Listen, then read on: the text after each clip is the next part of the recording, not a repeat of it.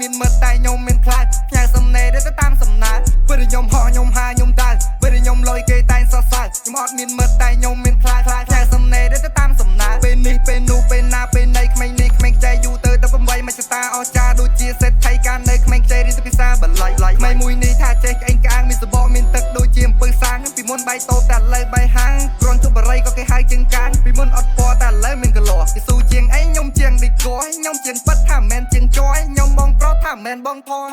អាយុ18ដែលចុះក្នុងវណ្ណត្រីអត់ចេះបិទដិតអត់ចេះបំភ្លៃមិនចេះតែរ៉េបយ៉ាប់ដូចរៃសឡុតតិចសោះមិនធ្វើមកភ័យពេលខ្ញុំហោះខ្ញុំហាខ្ញុំដើរពេលខ្ញុំលុយគេតែងសរសើរខ្ញុំអត់មានមិត្តតែខ្ញុំមានខ្លាចផ្ញើសំណេរទៅតាមសំណាពេលខ្ញុំហោះខ្ញុំហាខ្ញុំដើរពេលខ្ញុំលុយគេតែងសរសើរខ្ញុំអត់មានមិត្តតែខ្ញុំមានខ្លាចផ្ញើសំណេរទៅតាមសំណាភ្លេងមួយនេះខ្ញុំក៏កាយអិនគឺខ្ញុំក៏ឲ្យសបាយខ្ញុំកាយឡើងទៅលើអត់ចេះលេងផ្លៃក្នុងក៏មិនចែកដើមពើពេលខ្ញុំឌូខ្ញុំរូខ្ញុំរើ I can do មិនគិតយូរស្ដាប់ពាក្យគ្រូមិនរអ៊ូពេលសំដីរបស់មីមួយទៅជាគ្រប់ធ្នូមិនចេះតែធ្វើក៏មិនចេះតែរីមុខរ៉ែមិនតាក់មិនរអាក់មិនរអ៊ូរាប់ទៅតាមសម្របរាប់ទៅតាមសម្រូភ្លេងនេះរៀងហើរៀងហើយរៀងឈូលសម្រាប់សម្រៃស្រ័យបាយទេឈូលខ្ញុំមិនដឹងទេ yeah I don't know ដឹងតែពេលនេះខ្ញុំកំពុងតែលេង flow សំលេងពី studio ដាក់មកបាត់អត់នេះស្ដាប់ fresh ហូពេលខ្ញុំហោះខ្ញុំហាខ្ញុំដើរពេលខ្ញុំលុយគេតែងសរសើរខ្ញុំអត់មានមិត្តតែខ្ញុំមានខ្លាចផ្ញើសំណេរទៅតាមសំណាពេលខ្ញុំហោះខ្ញុំហាខ្ញុំដើរពេលខ្ញុំលុយគេតែងសរសើរខ្ញុំអត់មានមិត្តតែខ្ញុំមានខ្លាច